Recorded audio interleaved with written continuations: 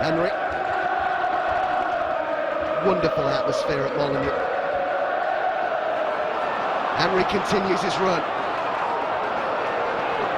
That'll be a corner ball.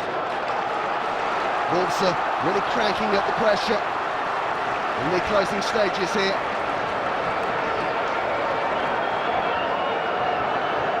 Henry goes short to Ward. Time to pick out a cross and pick out Richard Stearman.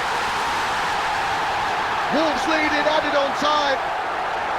And it's Richard Stearman's first goal for the club. A really well-placed header. And it's a group hug. And even Wayne Hennessy's got involved.